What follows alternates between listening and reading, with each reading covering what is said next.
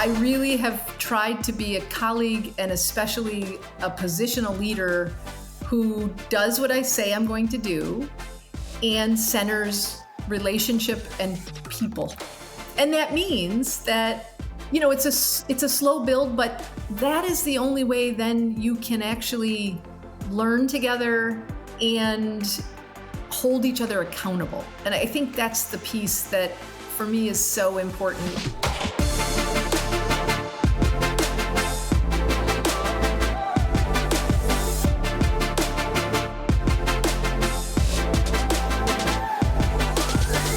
Hey, Loren. Hi, Kelsey. How are you? I'm great. You ready for another episode of Campus Confidential? Yes. This was fun. We recorded a couple episodes in one day. So our last one was a little punchy. So why don't you tell our listeners who the next guest is? Yes, I'm really delighted that we have with us today Dr. Mary Jo Callan, who is the Vice President for Community Engagement and the Stark Family Executive Director of the Swearer Center. That's at Brown University. And this gives her this interesting role. She leads a unit, but she's also part of the president's cabinet. The VP role is the first they've ever had at Brown. And as I understand it, it's because Brown is so committed to engagement with in particular, Providence and sort of the larger Rhode Island community. Her background is really in social work and social justice and public service. She was at the University of Michigan for a number of years in the Edward Ginsburg Center, which is a civic and community engagement area. She worked in economic development for a while at the county and regional level. Prior to that, with youth development and housing, particularly with young people who are really too often overlooked or marginalized in certain situations. She has her bachelor's from Michigan, her master's of social work from Michigan, and then her doctorate in ed policy and leadership from the College of William and Mary. And just a really delightful person. I think that our listeners are in for a treat today. We asked her about a time she spoke truth to power, and I think that's maybe every day in her life. It seems very much core to who she is as a person is speaking up at the right time and place for purpose. Yeah. Well, she talked about what she talked about what motivates her, and it does seem what motivates her is just an innate to who she is. So it's not necessarily an extrinsic or external condition as much as is her sense of what's right and what's wrong. And I think that's instructive for listeners to know themselves, know thyself, so to speak. Yeah. And talked just so much about the core of relationships and all things. And I think it's interesting as a maybe recovering people pleaser or a still people pleaser, but her ability to potentially burn bridges, but honor relationships, use relationships to create change. I think it's feels very balanced view on how relationships are really the core to change. Yeah, she had a quote that I'll share with the listeners here. They'll hear it in the episode. Relationship is the most powerful unit of change. And I just love that. I thought that's a mug or a T-shirt or a slogan or well, you when said I run button, for office. I feel like button. Yeah. Seems very much like a button. So, well, let's not waste. We'll not waste any more time, and hope you all enjoy this one.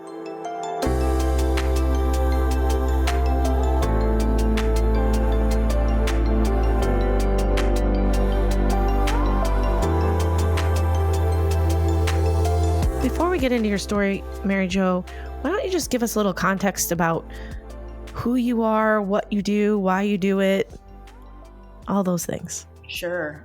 I'm Mary Jo, or MJ Callan, and I'm a lot of things. I think most exciting to me, I am the grandparent of a 2-year-old, Mateo. That is exciting. It's very exciting. I serve as the Vice President for Community Engagement and Executive Director of the Swearer Center for Public Service at Brown University. And in those roles, there are slightly different dimensions to each role. It is a dual role. I really get to do my best to catalyze and steward and support mutually beneficial community engagement with Providence and Rhode Island in particular.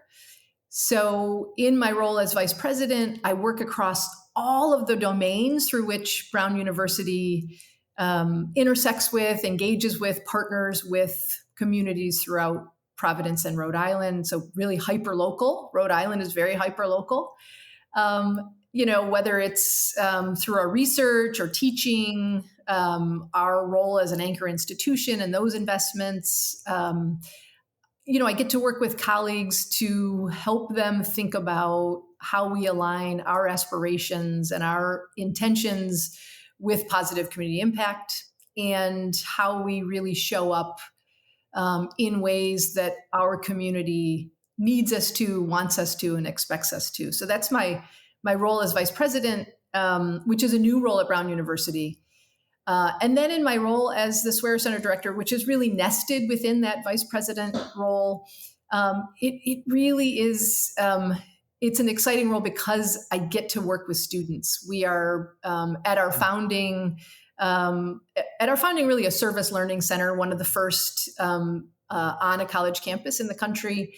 And so at Swearer Center, we work with students and with faculty who want to engage with and in communities, and who really want to learn about and then utilize levers for social change toward justice. So my role, I can't imagine being anywhere else in higher ed than having this awesome role where I get to straddle sort of inside, outside relationships and opportunities. I love it. Best of both worlds. It really is. It's pretty terrific. Great. So let's jump into the question that we have prepared, or I should say you have prepared to answer. So tell us about a time when you have spoken truth to power, and what did you gain or lose? Yeah. So I will preface this by saying I am a social worker by training. I am a former community organizer, always someone who has connected with and worked in partnership with young people. And so my whole career has really featured prominently speaking truth to power in trying to really change conditions that deprive or constrain opportunities for folks. So, but the example I picked actually, I picked it for lots of reasons. One reason is it sort of led me to higher ed. I was the director of community and economic development for a regional government. And in that role, my department and the team with which I worked was really charged with bringing in and then deploying funding, shaping public policy to benefit folks who were experiencing poverty, housing instability, and homelessness, who really were on the margins and were in real need, like urgent need of a social safety net. So I was the director of this unit. I took on the role 3 months before the stock market, the bottom dropped out of the stock market and the Great Recession sort of was upon us. And so, as you might imagine, conditions that were already really challenging for folks who were at the margins and who had really been excluded from opportunity, especially economic opportunity, were even more in need. And so the need for my department, for the funding that we were largely bringing in actually from the federal government, and they were pass-through funds, were more and more in need and more being called upon. So we did our best. We worked through the Great Recession through things like sequestration and initially sort of American Recovery Act funding.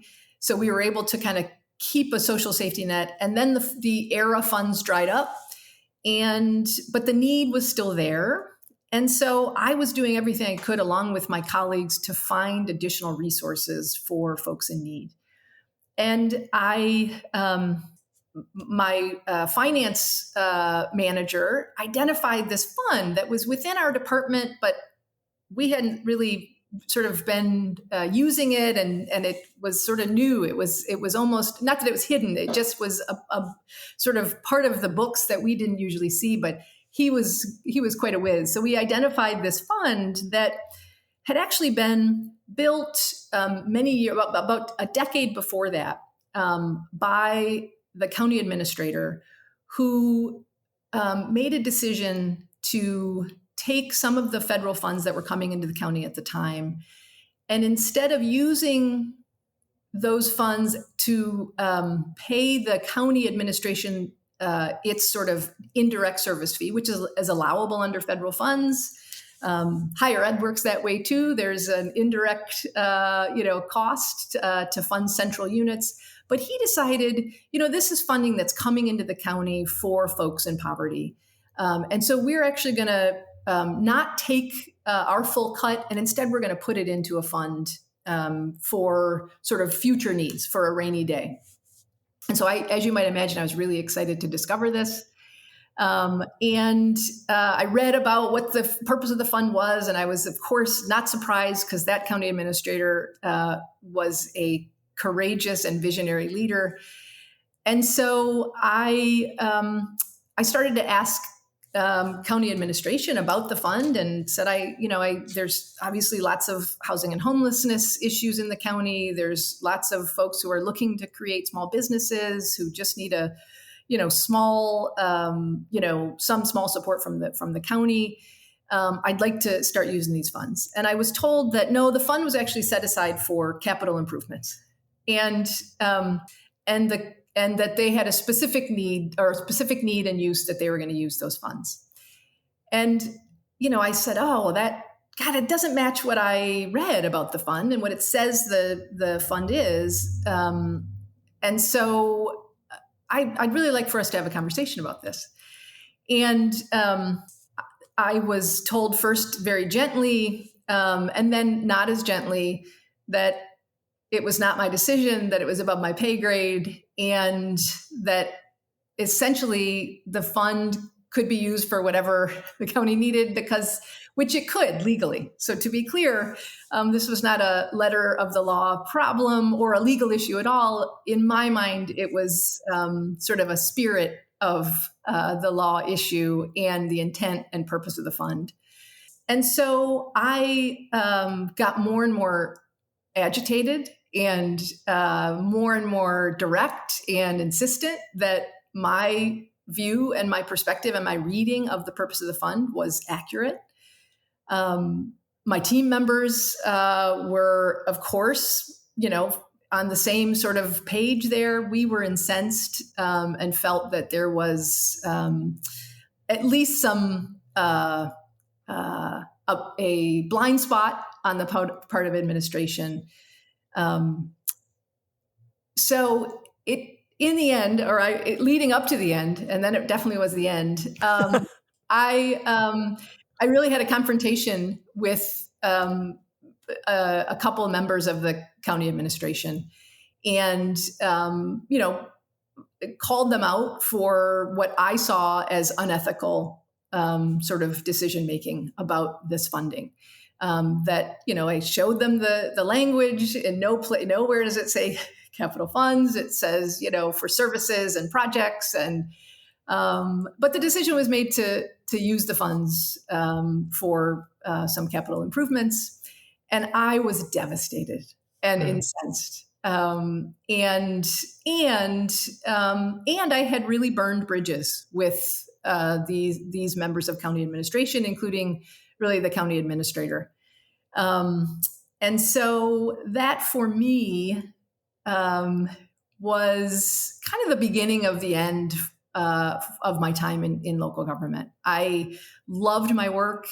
I believe in the really nobility of government and public service. I believe in the importance of it. And but it was like a crushing blow to me. And I really felt like, God, I don't think I can tolerate being here.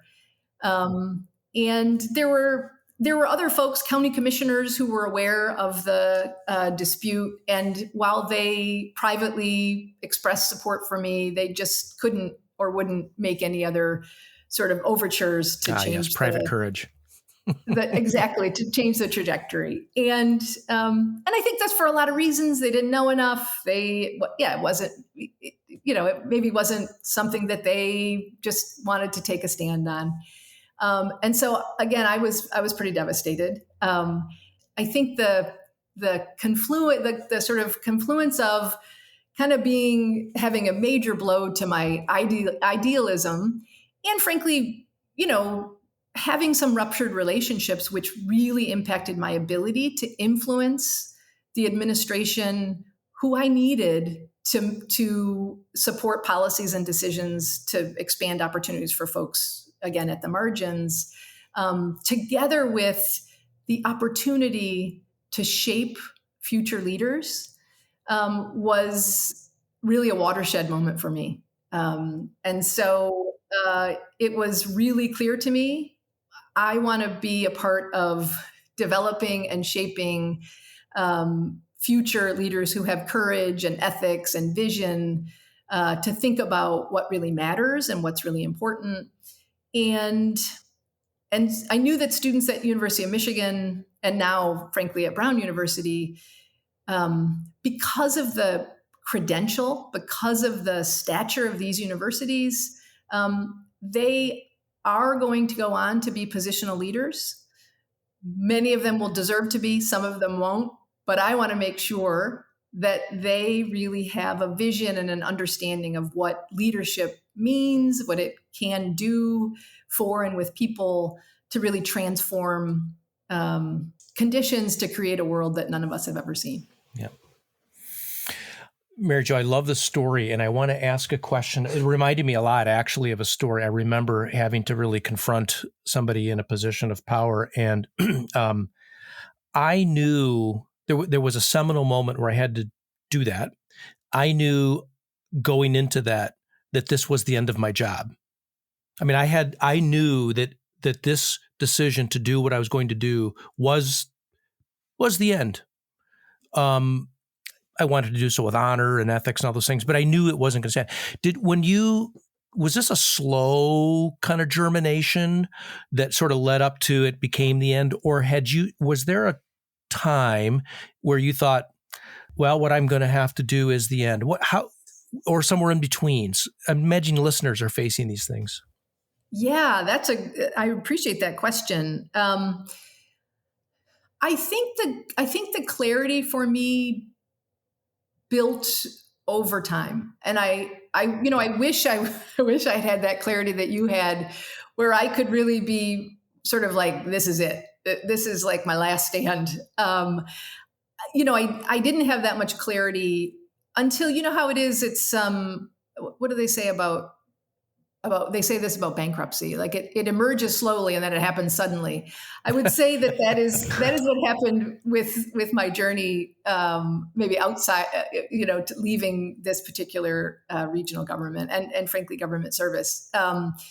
It had been building for a while, and I think part of it was seeing real suffering during the Great Recession, right? Like folks, we all struggled, right? We all had insecurity. It was a really scary time.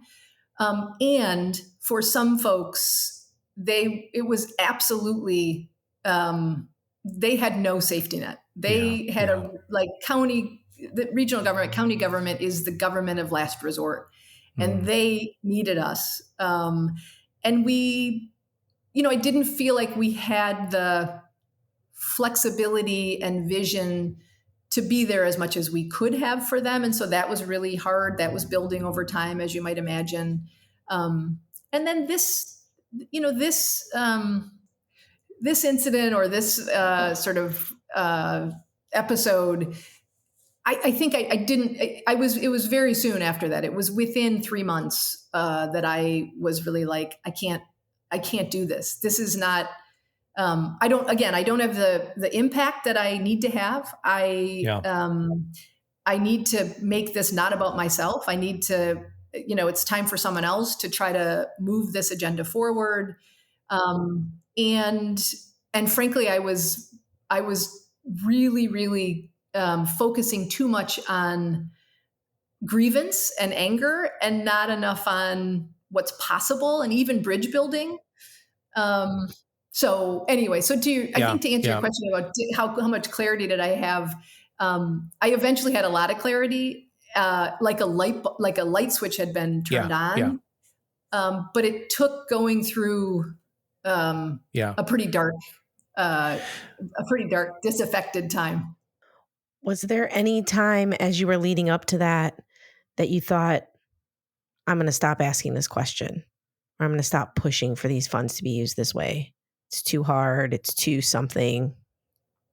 Oh, absolutely. I think that, I think I entertained all manner of trade-offs. I tried to bargain. Could we just spend half of it? Could we? I like that. Compromise. It's a compromise. Yeah, I tried, like, what's a third way here? I really did try that. Truth. I definitely had moments where it's like, this is not worth it, right? This is not there are other battles. I'm losing sight of the sort of what ultimately could happen here. I think absolutely. And I think, to be honest, Kelsey, I have lots of moments like that. In higher ed, I think in higher ed, it's to some extent even easier to be able to say, well, I'm not going to, this isn't the hill I'm going to die on. this isn't the one. I'm going to turn my attention to something else. Because I think in this case, scarcity was so real. Urgency was so real. I couldn't let it go. And admittedly, I'm also, like, to my core, fundamentally motivated by fairness and equity, and I just couldn't let it go. Go ahead. Let me ask about that. Actually, where does your courage come from, or where do you turn, or to whom do you turn, or to what do you turn when you have this moment that you've got to speak up for something that is going to cost you in some way, or there's certainly a power differential and it's unclear if there'd be a cost? Where does what you need come from? I think it comes from my experience over the last 30 years working with folks who are brilliant and are creative and are hardworking and who are shut out of opportunity. I think that, at my core, I'm motivated by fairness and equity, but I think my purpose is to collaborate and work with others to expand opportunity. And so, I think I draw on that a lot. And I think I described, or I've described earlier, I really see myself as an outsider insider. And I hold that outsider identity as an accountability tool. That I am often looking at situations and circumstances and thinking, what would folks who are not invited into this room think? What would they expect from me? I think a lot about, in the early part of my career, first as a high school teacher and then working with youth experiencing homelessness, I think, what do those young people need from caring adults? They are living day to day, minute to minute, having the courage to continue on. And so it doesn't take a lot of courage to say what needs to be said, in the relative safety and in some ways privilege of the settings that most of the settings I've been in. Yeah. And also I would say I have had amazing mentors and folks who are just wonderful sounding boards, who know me well, who challenge me, who care about me, and I know, love me. But also, I think for me, my most important mentors challenge me to think beyond the way I'm thinking about an issue. Yeah, I think that's totally fair, and an important piece of leadership is having people around you like that.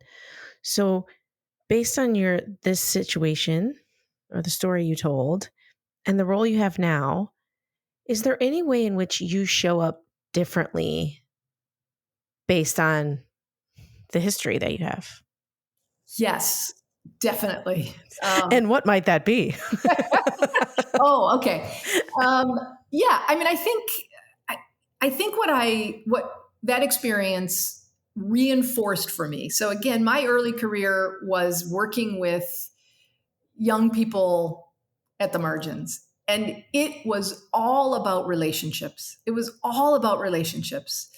That what these young people were experiencing, of course, it was poverty, it was abuse, but what it was a crisis of relationships. And so I think what got reinforced for me in this experience with my colleagues at the county, and what I have really, really leaned into in every role since then, is remembering that it's really about relationships, that relationships is, in my opinion, the most powerful unit of change. And so I definitely, in every role, really I would say before and after, I have leaned into and celebrated and reinforced and expected relationship as a unit to make change happen. And that's how I do my work now. My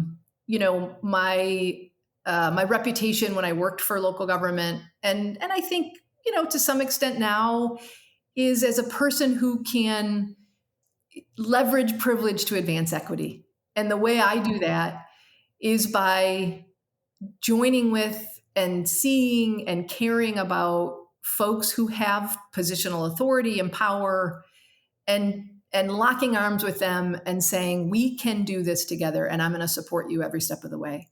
And so that's really, my agenda here at Brown, my agenda at Michigan, my agenda at the county, my agenda working with youth at Ozone House and other places. These are all change agendas, and you can't change policies and systems and structures and conditions by yourself. It is always about coalition building. It is always about connecting to others and looking for the shared interests and shared goals. And there is always a shared interest and shared goal. And I think you discover that and you really leverage that through relationship. Did you grow up this way? Was this like core to who you were as a child or in your youth? Or is it something that you grew into? Oh, gosh. Gosh, that's a great question. I think it is probably some of both. I think I was the kid who was most likely to stand up for someone who was being bullied. But probably not very well, and probably, there were times where I didn't and all that. But I think, my former mentor and former supervisor, Loren, she was very clear on this, and I was very honest with her. Like, I have such an anti-authority streak, and I totally got it from my dad. My siblings and I laugh about, we are all so anti-authority. We are pro-leadership and anti-authority. And we definitely got that from my dad, who was, at times beautiful and at times belligerent and at times, effective and at times really, repellent. So human. But he was human. He was very human. He was very human. But he was very clear about right and wrong. And he was very clear about, we care about other people who, especially those who, don't have the privilege that we have. He didn't use the word privilege, but that was really the message. And so, yeah, I guess I inherited it, I guess, from my dad. So I'm imagining as listeners are taking in your story and the things you have to say, they're imagining for themselves, because I think every level of an organization, if I can use a word that even suggests hierarchy, you don't have to be a vice president to have faced these moments, right? Or in a county or regional leadership role, these moments of, do I speak up or not? And how does one weigh the risks, or whether just to let the power be what it is, or let the power be incorrect? I'm using air quotes here. I know the correct answer, they're incorrect. How do listeners know when they're facing these? Do you have ideas or tips that helps one weigh whether it's time to speak up or just let it be? Or did Dad have any tips? Well, he always spoke up. He was not, his Okay. nuance was not his strength. Yeah. I mean, I guess I think a lot about, and this is a really like crude way of saying this, but as a teacher in training, more than 2 decades ago, a mentor, said to me, two things that have stuck with me. One, to remember that they don't care what you know until they know what you care. I mean, they know that you care. And then the other was, again, these are the words, this is the 90s, but praise in public, reprimand in private, right? And I think about those things, and both of those things have relationship at their core. And so when I'm thinking about speaking up, how do I speak up? To whom do I speak up? I always think about the person, right? I take a human-centered approach to the person who is, maybe they're embodying or they're representing a policy that I don't agree with, or a decision that I'm worried about. And I think about those things. How do I, speak up?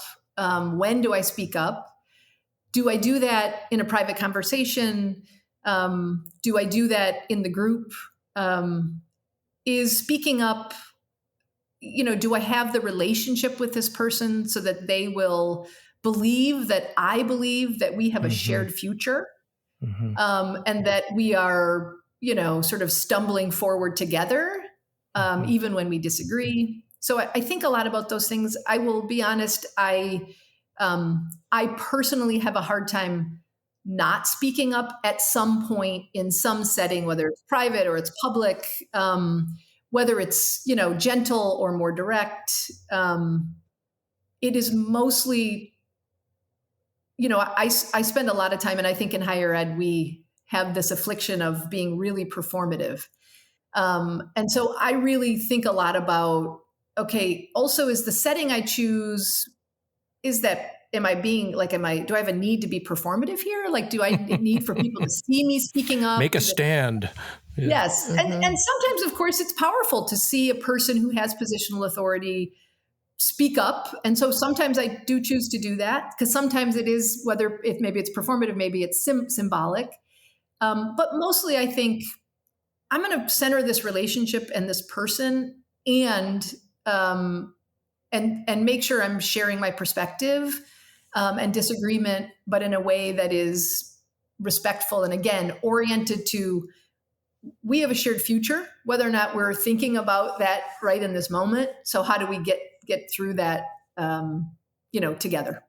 So that's, so I give it, and as you know, and as the moments there could be so many moments where you're speaking up, and so it is a lot to sort through, but I will also say, how much anyone who's ever talked to me probably has heard me say this, but like, leadership matters, right? And positional leadership matters so much. And so for me, it has been important to find positional leaders who I can respect, and so I will say at Brown University, Chris Paxson she like actually wants people to dissent. She actually wants to hear all the perspectives. And so I think that's powerful, obviously symbolism and signaling as well. And I try to do that for and with my teams, and have certainly tried in my career. Yeah. Your consideration of others is something I've had to sort of remind myself over and over in this way. I think when I'm in disagreement or I think there's a wrong decision being made, I have to sort of give a speech to myself about, okay, is this my perspective? Is this just a difference? This is a different, as we used to say in Michigan, a different math to the same 9? Is this just, am I arguing over my math here? Or is the 9 that is the result or the thing that's most important really at play here? And when I've been most noble, that speech goes well. When I'm been least effective, it's when I'm really twisted around the axle on something. I'm just now arguing for the sake of it. So I think finding that, whatever it is, but to help you sort of figure that out is really instructive. And what I appreciate about your story all the way through our conversation is centering the other person's perspective. Maybe even helps you find your own, but centering another person at least helps you disagree with some honor. And I really appreciate that. Yeah. Well, thank you. I mean, it's been important to me. And I also, as we look around again, I am, I'm admittedly, my early career has imprinted on me. And so I do see, and what we see playing out all around us is a crisis of relationship. Right. And so I think, for me, we can all make an impact in small or big ways, but my maybe small way that hopefully has big impacts is, again, we are in this together. Yeah. And, I really like what you say that at some point you always speak up, right? I have that feeling like there's like this fire. I'm just trying to wait for the right time. And this fire inside of me, it's like, I might explode if I don't actually say something. Mm-hmm. But I think setting context to the other person, where and when all matters in saying something, right? And that's a really hard lesson to learn sometimes. Very important lesson to learn. Something I get to keep relearning over and over again. It all comes along. But I do wonder, in the space that you're in now, I did hear you say, and I think about, you said you also were a teacher at one point. So I think all of the things come together for you in this moment of, how do you teach others that lesson, that relationships matter, and how do you actually help them navigate to be better in how they're speaking up, how they're showing up in relationships, doing this work in a very intentional, empathetic way? I think by modeling it. I know that sounds really trite, but that's kind of all I have to offer. I really have tried to be a colleague and especially a positional leader who does what I say I'm going to do and centers relationship and people. And that means that's a slow build. It means, again, as I think about in my role as positional leader, and I say positional leader because I think like you can lead from any seat, and being a positional leader, I think has a special set of responsibilities and obligations. It's a slow build, but that is the only way then you can actually learn together and hold each other accountable. And I think that's the piece that for me is so important. That goes back to my example at, in local government, and like accountability and a mutuality of like learning and growing and, again, stumbling forward. Mary Jo, you are such the right person for this outside-inside job that you have. And the accountability thing you just said, Kelsey, made me think of your comment earlier that you use the outsiderness as one of your accountability tools, which I just love, because it's back. You were talking about centering others. And so you're doing that with that. And I just appreciate that. I appreciate your relationship comments. I loved I think you said it a couple of times that oftentimes what's at play is a crisis of relationship, and how relationships, I think, did you see relationship as the most powerful unit of change? That's a t-shirt or a button or something. I don't know. I just love that. Yes. Relationship is the most powerful unit of change. And, this sort of, it seems like a paradox, but it's really not. I want to thank you for this idea of pro-leadership and anti-authority. Those can not only can coexist, probably must. So I'm just really grateful for these little nuggets you've given us today, and the things that you've offered to our listeners who invariably are going to find themselves or maybe are in right now a moment where they have to speak truth to power, or feel like they should and are not sure they should, and how you do that and centering the other. So just thank you. You're such the right person for this inside-outside job at Brown, and what you've offered to us, and I know to the community and to your colleagues at Brown, is priceless. So thank you so much. Well, thank you. This is first of all, what a joy. I love the conversation, and I appreciate the opportunity.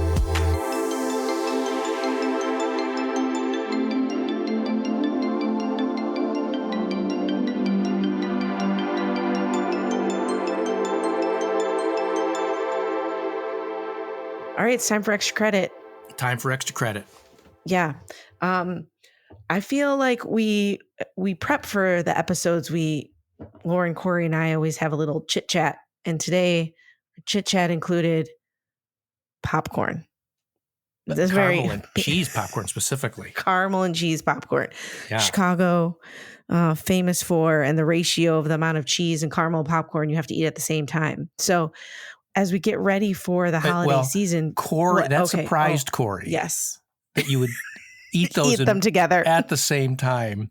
And he said, I'm just going to out you, Corey. And he said, "Oh, you mean like peanuts and Pepsi together in the same?"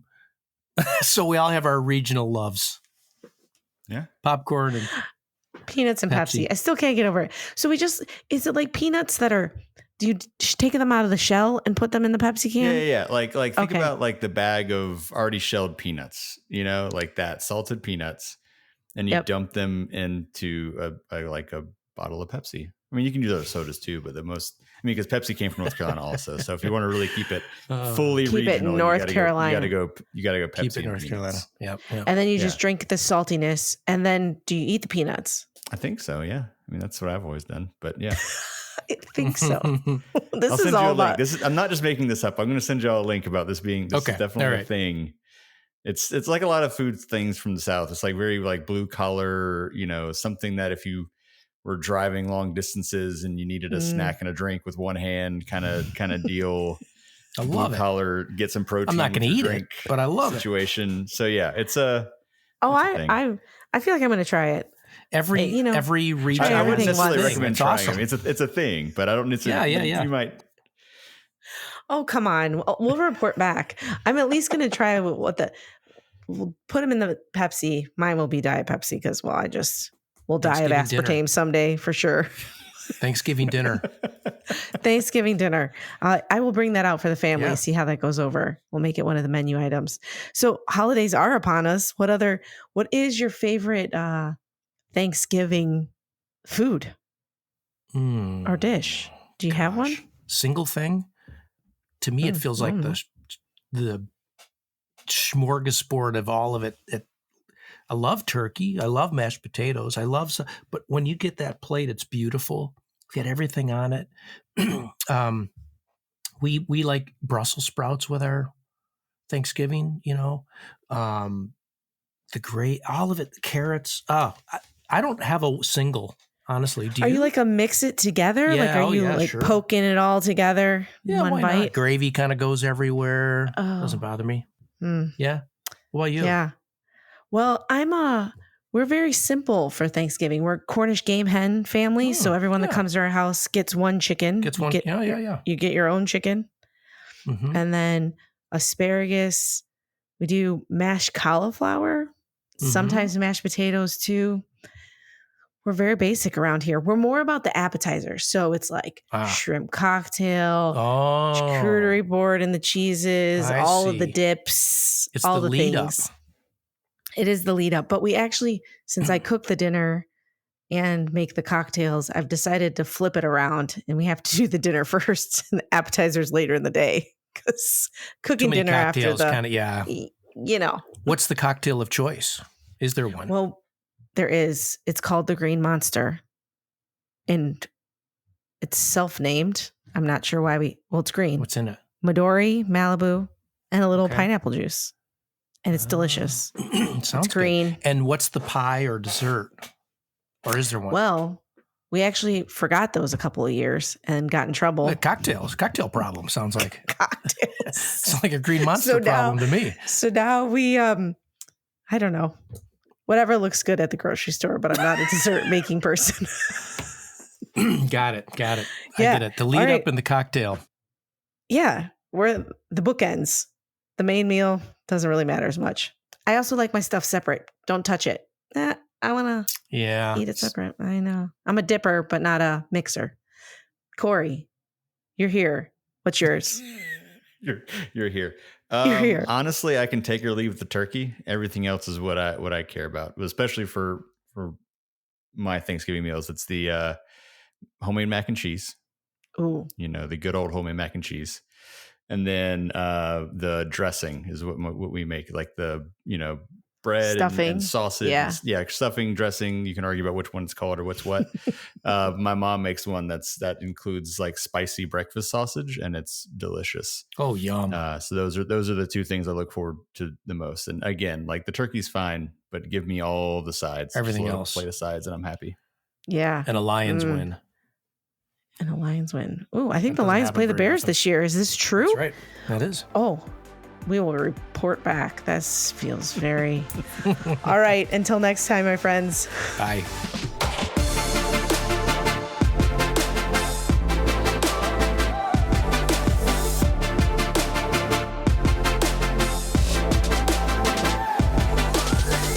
Campus Confidential is presented by Compass Group. Produced by Corey Inscoe, with your hosts Kelsey, Harmon, Finn, and Loren Rullman.